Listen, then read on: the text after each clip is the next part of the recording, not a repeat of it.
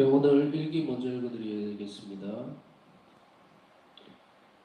내가 부모님 곁을 떠나면서 그들의 축복을 청했을 때 나는 하나님 은총의 강력한 힘이 내 영혼 위에 쏟아져 내리는 것을 느꼈다. 나의 아버지와 어머니 그리고 대모님께서는 눈물을 흘리면서 나를 축복해 주셨다. 내가 하나님 은총에 최대한으로 충실하기를 기원해 주시고 나를 수도 생활로 불러주신 주님의 크신 은총에 감사하기를 절대로 잊지 말라고 당부하셨다. 가족들은 그들을 위해서 기도해 달라고 나에게 부탁했다. 모두가 울었지만 나는 한 방울의 눈물도 흘리지 않았다. 나는 용감히 지려고 노력하면서 할 수 있는 한 그들을 위로했고 하늘나라에서는 우리가 다시는 헤어지지 않을 것이라는 것을 기억시켜 주었다. 스타니스와브는 차를 타는 곳까지 나를 배웅해 주었다. 나는 스타니스와브에게 하나님께서 순결한 영혼을 얼마나 사랑하시는지 말하고 하나님께서 그를 만족하게 생각하신다고 확신시켜 주었다. 내가 그에게 하나님의 선하심과 하나님께서 얼마나 우리를 생각해 주시는지를 이야기했을 때 그는 어린아이처럼 울음을 터뜨렸다. 나는 그것을 보고 하나도 놀라지 않았다. 그는 순결한 영혼이었고 그렇기 때문에 하나님을 쉽게 알아볼 수 있었기 때문이었다. 일단 차에 탄 후에는 나도 마음을 놓고 어린아이처럼 기쁨에 차서 실컷 울었다. 하나님께서 우리 가족들에게 그렇게도 많은 은총을 주신 것을 보고 기뻤기 때문이었다. 그리고 나는 기쁨 감사의 기도 속으로 빠져들어갔다. 저녁에 나는 벌써 바르샤바에 도착했다. 제일 먼저 나는 이 집의 주인님 성체 안에 계신 예수님께 인사를 드렸고 그 다음에 공동체 전체에게 인사를 드렸다. 자러 가기 전에 주님께 반민사를 하러 경당에 잠깐 들렀을 때 나는 집에 머무는 동안 그분과 조금밖에 이야기를 나누지 못한 것에 대해 사과했다. 그때 나는 내 영혼 안에서 이런 소리를 들었다.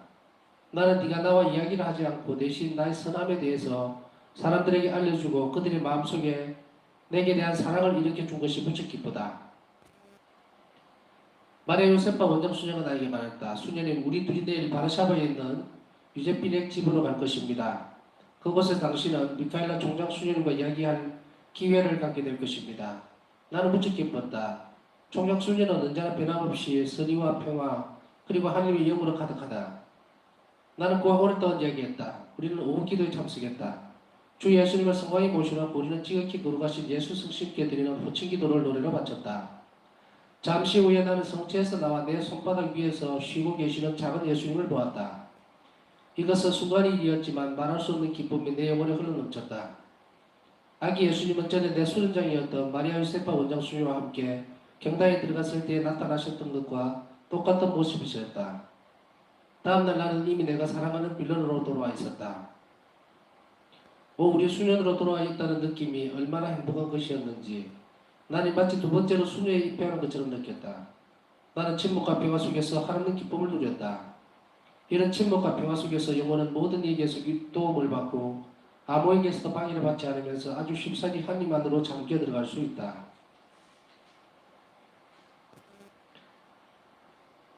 사순절, 내가 주님의 순환 속으로 깊이 잠겨 들어가 있을 때면 나는 성체조비 중에 종종 주 예수님을 다음과 같은 모습으로 뵙는다. 먼저 고문하는 자들이 채찍질을 하고 상처에 달라붙어 있는 예수님의 겉옷을 벗긴다. 그렇게 옷을 벗길 때 상처가 다시 찢어지고 그 덧난 주님의 상처 위로 그들은 더럽고 해진 붉은 외투를 걸치게 한다. 그 외투 자락의 어떤 부분은 무릎도 채덮지 못할 정도로 작다. 그러고는 주님을 대돌비에 걸터 앉힌다. 그들은 가시나무로 관을 엮어서 그분의 거룩하신 머리 위에 얹어놓는다. 손에는 갈대를 쥐어드리고 왕에게 하듯이 그분에게 머리를 조아리며 조롱한다. 어떤 이들은 그분의 얼굴에 침을 뱉고 그러는 동안에 다른 이들은 갈대를 빼앗아서 그것으로 그분의 머리를 친다. 어떤 이들은 그분의 뺨을 때려 아프게 해드리고 또 다른 사람들은 그분의 얼굴을 덮고 주먹으로 친다. 예수님께서는 이 모든 것을 묵묵히 받아들이신다. 누가 그분을 이해할 수 있겠는가? 누가 그 고통을 알겠는가? 예수님은 시선을 아래로 내리뜨고 계셨다. 나는 그 순간에 다정하신 예수님의 마음속에서 무슨 일이 일어나고 있었는지를 감지했다. 모든 영혼들은 바로 이 순간에 예수님께서 어떤 고통을 당하고 계셨는지를 깊이 생각해야 한다. 그들은 서로 경쟁이나 하던 주님을 힘껏 못 오겠다. 나는 깊이 생각했다. 사람의 속에 있는 저는 정오가 어디에서 온 것일까? 이것은 죄로부터 오는 것이다. 사람과 죄가 만난 것이었다. 내가 다른 수녀와 함께 어떤 성당에서 미사에 참여할 때였다. 나는 하느님의 위대하심과 존엄하심을 느꼈다. 나는 성전이 하느님으로 꽉 차 있다고 느꼈다. 하느님의 존엄하심이 나를 감쌌고 그래서 비록 나는 떨고 있었지만 그래도 나는 기쁨과 평화로 충만했다. 나는 아무것도 그분의 뜻에 반대할 수 없다는 것을 알았다. 다만 모든 영혼들이 우리 성당들 안에 어떤 분이 거처하고 계시는지를 알기만 한다면 그러면 이 거룩한 장소에서 그처럼 무리한 짓과 불경스러운 행동들을 하지는 않을 것이다. 오 영원하시며 상상을 초월하시는 사랑이시여 제가 주님께 한 가지 연총을 청합니다. 높은 곳으로부터 오는 빛으로 저희 정신을 밝혀주시어서 제가 모든 것들을 그 가치대로 바로 알아보고 감사할 수 있게 해주십시오. 제가 진실을 알게 될 때에 저는 제 영혼 안에 가장 큰 기쁨을 느낍니다. 1935년 3월 21일 나는 미사 중에 자주 주님을 내 영혼 안에서 뵙는다. 그분의 현존이 내 존재를 가득 채우는 것을 느낀다. 나는 그분의 거룩한 눈길을 느끼며 말은 한마디도 하지 않으면서 그분과 긴 이야기를 나눈다. 그분의 신성한 마음이 원하시는 것을 알고 있으며 언제나 그분을 가장 기쁘게 해드릴 일을 한다. 그분을 열광적으로 사랑하고 그분께 사랑받고 있음을 느낀다. 내가 하느님을 나 자신의 깊은 곳에서 만날 때에는 너무도 행복해서 그 행복을 말로 표현할 수가 없다. 그런 순간들은 짧다. 왜냐하면 영혼이 그 행복을 오래 감당할 수 없어 육신을 떠날 수밖에 없을 것이기 때문이다. 비록 이 행복의 순간은 아주 짧지만 그 힘은 영혼에게 전달되는 그 힘은 영혼 안에 아주 오랫동안 남아있다. 그럴 때면 아무런 노력을 하지 않아도 나를 감싸는 깊은 묵상과 집중의 상태를 체험한다. 이 상태는 다른 사람들과 이야기를 하는 순간에도 방해받지 않고 나의 임무를 수행할 때도 지장을 주지 않는다. 내 영혼이 애써 힘들이지 않아도 나는 계속 하나님의 지속적인 현존을 느낀다. 물방울 하나가 깊이를 헤아릴 수 없는 바다와 만나듯이 내가 그분과 그처럼 가깝게 일치되어 있음을 나는 안다. 지난 목요일 기도가 끝날 즈음에 나는 이혼촉을 느꼈다. 그런데 그 상태가 뜻밖의 오래 계속되어 미사가 끝날 때까지 그 느낌이 지속되었다. 나는 너무 기뻐서 죽을 것만 같았다. 그런 때에는 하나님과 그분의 피조물들에 대해 더욱더 잘 알게 되고 나 자신과 나의 비천함에 대해서도 더욱 잘 알게 된다. 나는 이처럼 비천한 영혼에까지 임하시는 하나님의 위대하신 겸손에 놀라곤 한다. 미사 후에 나는 내가 하나님 안에 완전히 잠겨있음을 느꼈고 그때까지도 내 마음의 깊은 곳을 들여다보시는 그분의 눈길 하나하나를 의식하고 있었다. 정오경에 나는 잠깐 경당에 들렀는데 또다시 은총의 힘이 내 마음을 사로잡았다. 내가 계속 집중과 묵상의 상태 속에 머물자 사탄이 화가 잔뜩 나서 화분을 들어서 온 힘을 다해서 바닥으로 내리던졌다. 나는 사탄의 분노와 질투를 똑똑히 볼 수 있었다. 오늘은 여기까지 읽겠습니다. 뒷부분이 좀 길게 이어지기 때문에 오늘은 여기에서 우리가 묵상할 것을 한번 찾아보도록 하겠습니다. 우선 이제 파우스 스승님께서 오늘 부모님과 형제들을 떠나서 다시 수녀으로 돌아가는 부분에 대해서 들려주고 있습니다. 여기에서 우리가 보아야 될 것은 첫째로 하늘나라에서 우리가 다시는 헤어지지 않을 것이라는 것을 기억시켜 주었다라고 하고요. 오래간만에 가족들과 만나서 이제 떠나는 그 마음을 추스리는 그 용기를 얻은 것은 바로 이 대목입니다. 우리가 다시는 헤어지지 않을 것이라고 하는 거예요. 자, 오늘 첫 번째 우리가 묵상을 해봐야 될 것은 우리 각자에게 아주 심각한 부분일 수도 있습니다. 그리고 반드시 해야 될 것인데도 불구하고 쉽게 잊혀져 버리는 것들. 다시 이야기하면 내 눈에 보이지 않는다고 해서 까맣게 잊어버리거나 혹은 아주 가끔씩 간간히 생각해버리지는 않았는지. 무엇에 대해서 말입니까? 돌아가신 분들에 대한 이야기입니다. 늘상 우리가 먼저 돌아가신 분들과의 연결고리, 다시 이야기하면 그분들을 위해서 미사드리주고 기도하고 하는 이것이 끊어지는 사람은 자신 안에 부활신앙이 사라진 사람입니다. 눈에 보이지 않는다고 해서 그 사실을 잊어버리고 기억해내지 않고 그러나 우리 자신들의 어떤 한 부분들을 발견할 수 있다면 오늘 이 시간은 우리에게 아주 귀한 시간이에요. 부활신앙에 대해서 다시금 한번 생각하라는 이야기입니다. 이것은 비단 부모, 형제, 친척, 가까이 있는 근처에 있는 내가 사랑하는 사람 혹은 아주 지독하게 미워했던 사람이라더라도 나와 핏줄로 연결되어 있던 그런 사람들 혹은 지인들 그들에 대해 생각과 관심을 얼마만큼 가지고 있느냐에 따라서 우리 자신이 부활신앙 안에 참으로 살고 있는가.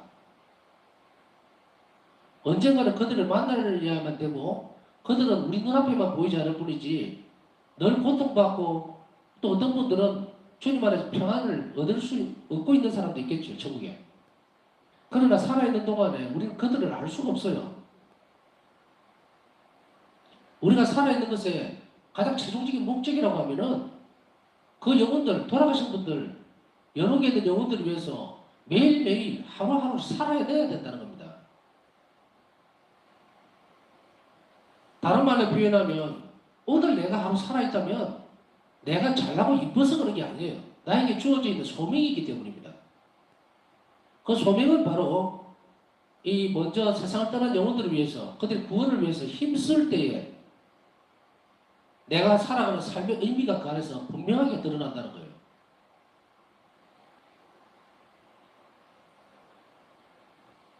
잠깐 우리가 우리 삶에서 얼마나 많이 팽개쳐 놓았는지 우리 시간들 속에서 한 번도 하루에 1분이라도 돌아가신 영혼들을 생각하지 않는다면 우리 안에서 살아있는 부활신앙을 어떻게 찾을 수 있겠습니까?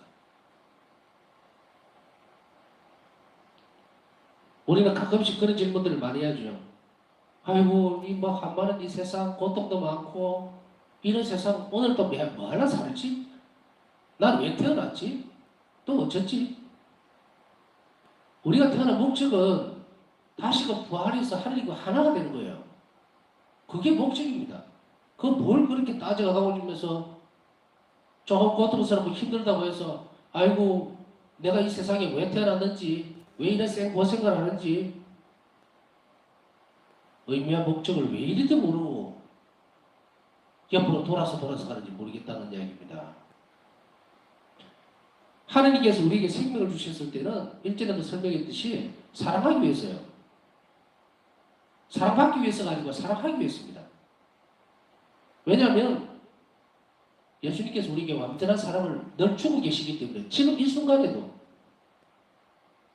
예수님이 지금 성체 안에서 계속 나에게 한 가지 말씀을 하고 계시는 거예요. 난 너를 사랑한다. 내 목숨을 다 해서까지 너를 사랑한다. 그럼 다 받았지 않습니까? 차고 넘치는 사랑을 받았는데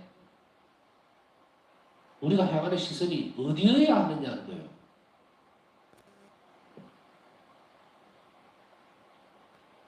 사랑받은 걸 완성시키는 것은 사랑을 주는 행위 외에는 아무것도 없습니다. 그게 자비로운 행위죠. 그 중에서 최고의 자리를 차지하는 것이 무엇일까요? 그것은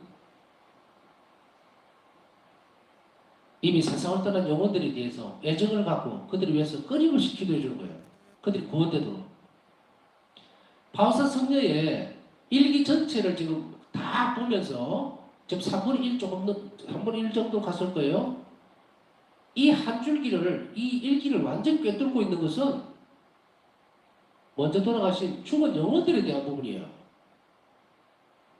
그리고 바울사 성녀가 받으셨던 고통들 전부 어디로 복원했냐면 여러 개 된 영혼들 그리고 또 그 다음으로는 살아있는 영혼들 중에서 정말로 잃어버린 영혼들 주님을 떠난 영혼들 지옥으로 막 걸어가고 있는 영혼들 그 안에서 모든 은총이 다 흘러나왔습니다. 그렇다면 최고의 가치로 여기고 있는 것 그것은 바로 여러 영혼들을 잃어버리지 않는 겁니다. 추석 때에 반짝 연미사 추석 합동일행 미사 그 다음에 구정 때 설 명절 미사 때 그때 잠깐 미사 뱉어 넣고 그 다음에 아무 일도 없던 것처럼 남은 시간들은 그렇게 살아가는 것. 매일매일의 삶이 그들과 같이 연결되어 있는 삶이라는 것을 절대로 잊지 말아야 됩니다. 왜 그렇게 해야 될까요? 오늘 일기 아까 처음부터 읽어드렸던 겁니다. 하늘나라에서 우리가 다시는 헤어지지 않을 것이라는 것을 기억시켜 주신 거예요. 우리도 이런 기억들을 해야 합니다. 그들은 없어지고 잠깐 눈물 흘리고 슬퍼하고 참 안 된대 하고 끝날 사람들이 아니라는 이야기예요. 그들은 살아있습니다. 연옥에서 살아있고 천국에 살아있는 거예요.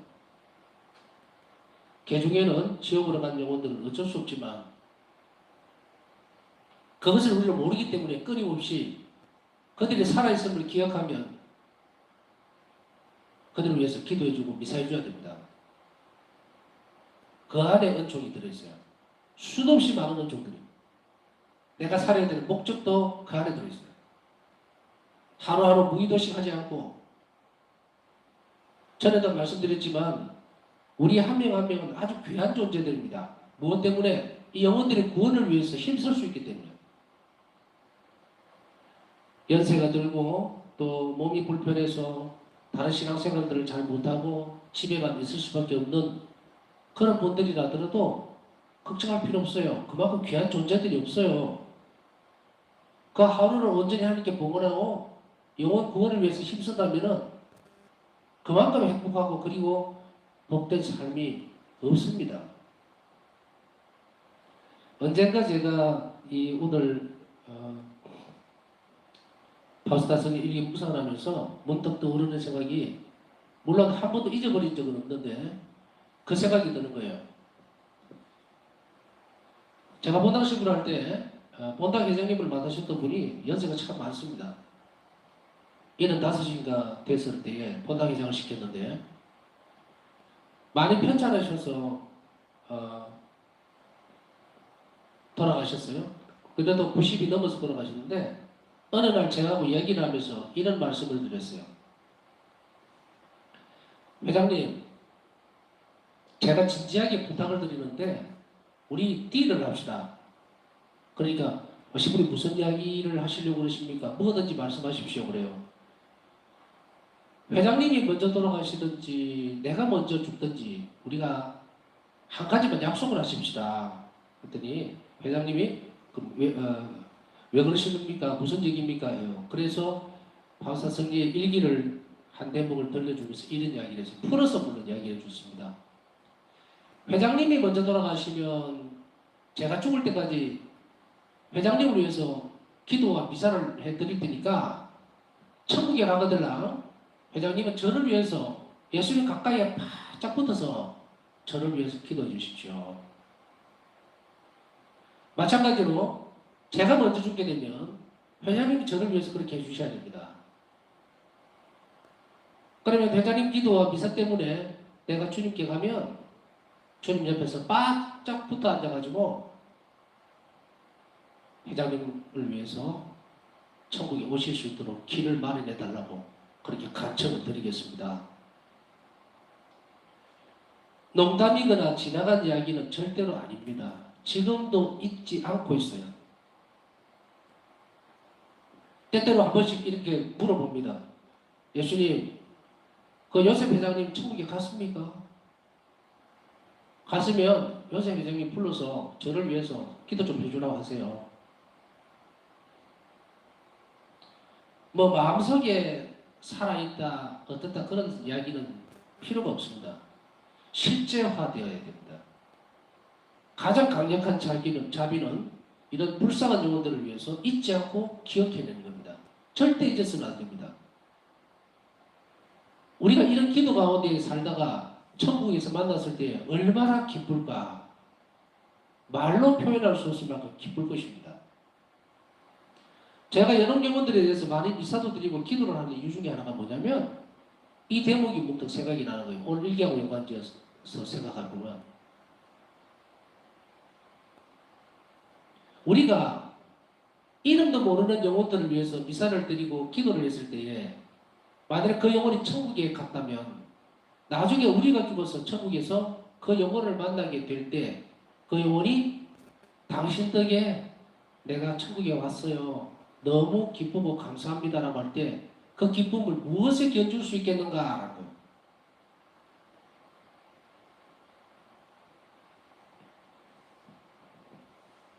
오늘 그래서 이 시간 중에는 첫째로 우리가 미처 기억해야 되지 못했던 시간들 속에서 돌아가신 영혼들, 특히 불쌍한 영혼들, 아무도 돌볼 리 없는 영혼들, 그들을 위해서 우리가 혼신을 다해서 살아있는 동안에 그들을 기억하고 미사도 드려주고 할 것을 주님께 약속했으면 좋겠습니다. 그리고 두 번째로 볼 것은요, 오늘 가정에 대한 부분들을 잠깐 들어주고 싶습니다. 가정 문제들이라고 하는 것은 가정 안에서 성가정도 이루고 사시는 분들도 있고 또 그렇지 못한 분들도 많을 거예요.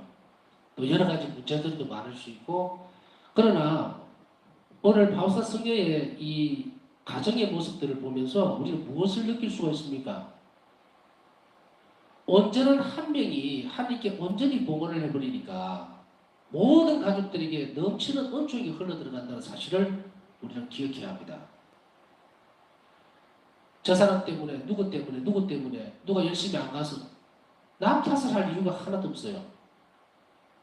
바우사 성녀는 알다시피 10남매죠. 가족이. 부모님 제외 포함하면은 우리 14명, 12명이죠.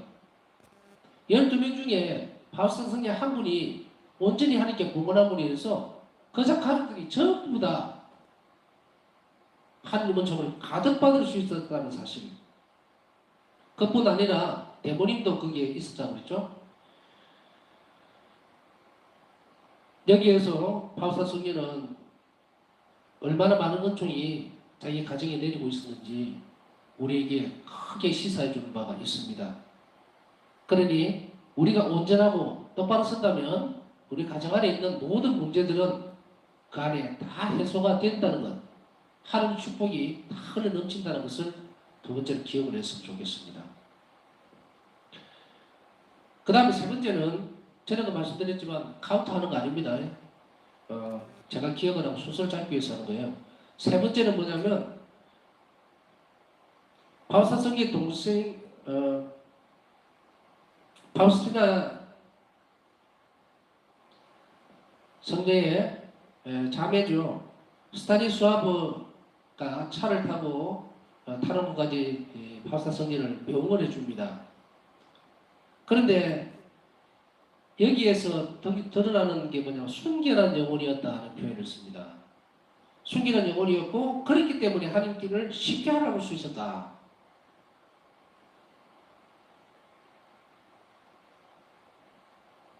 여기에서 순결한 영혼이라고 하는 것은 우리가 얼핏 생각하면 뭐 육적인 어떤 부분에 대해서만 이야기를 생각할 수 있는데 아닙니다.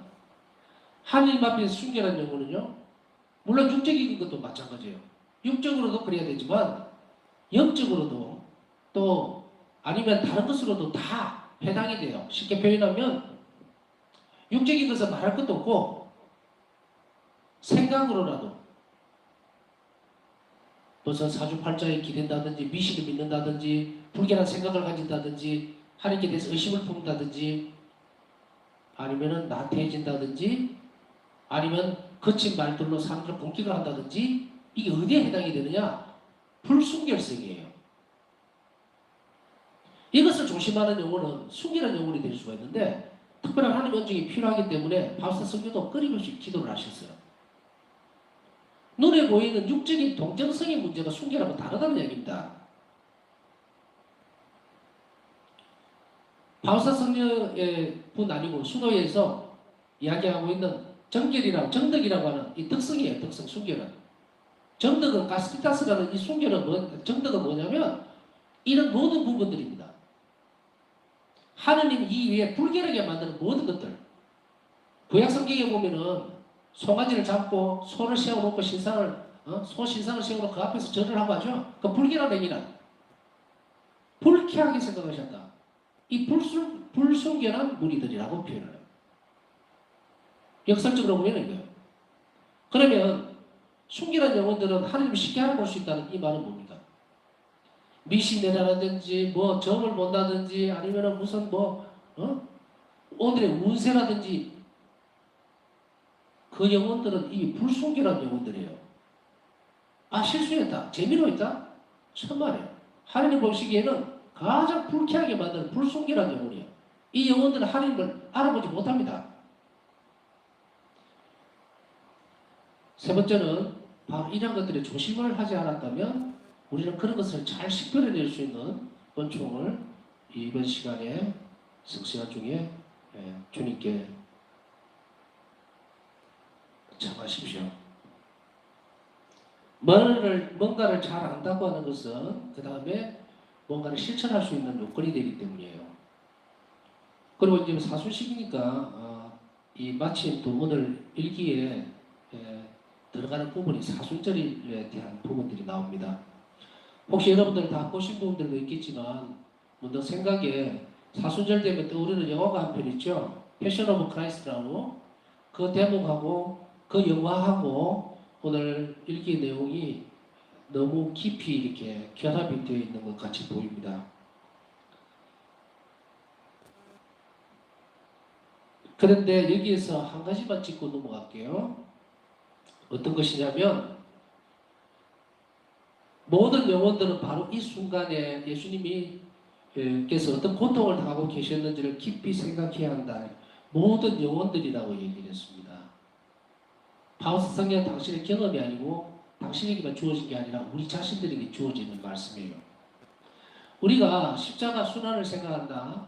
예수님 순환의 상처, 순환 자꾸 그래 섰는데 어디에 대해서 묵상을 해야 되는지 오늘 분명하게 드러내 줍니다. 잠깐만 그 대목을 한 번 더 상기시켜 드릴게요.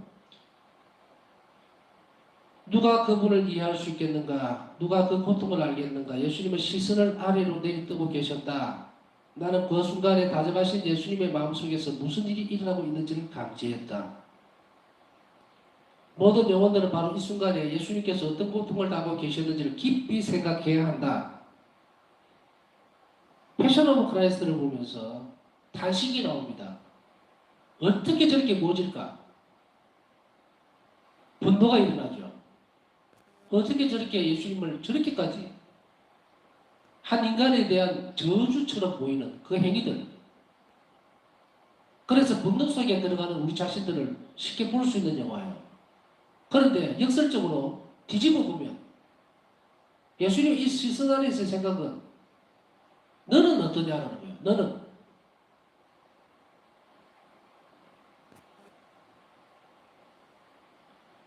우리 가운데에 어떤 분이 또 이런 생각을 할 수 있어요.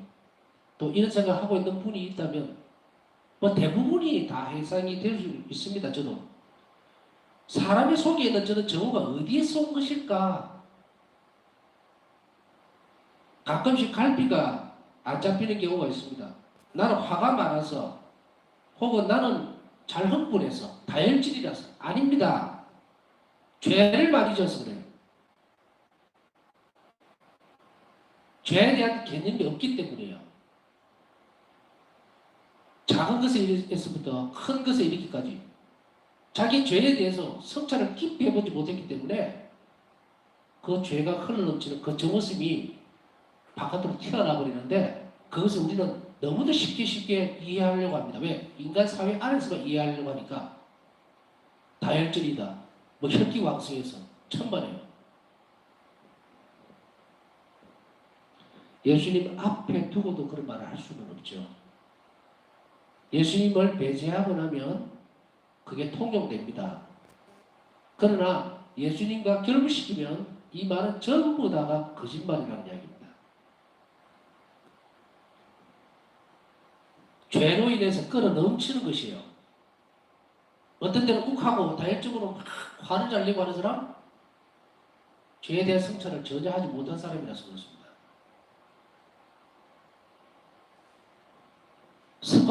습관적으로 화를 낸다.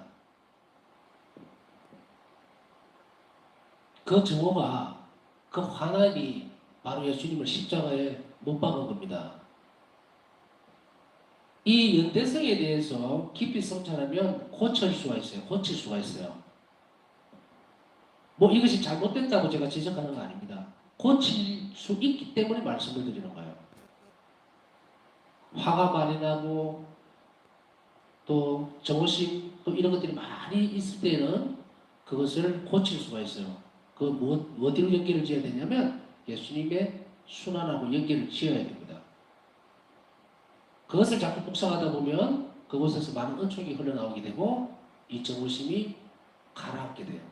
가라앉는다는 말은 그냥 억눌려진다는 이야기가 아닙니다. 은총은 그것을 없애줘 버립니다. 억압시키는 것이 아니에요. 그렇기 때문에 우리는 고칠 수 있다는 가능성만 있다면 그 일을 해야 합니다. 방관적으로 내두면 큰일 나죠. 영혼이 크게 훼손됩니다. 그것이 약점이고 단점이라도 괜찮아요.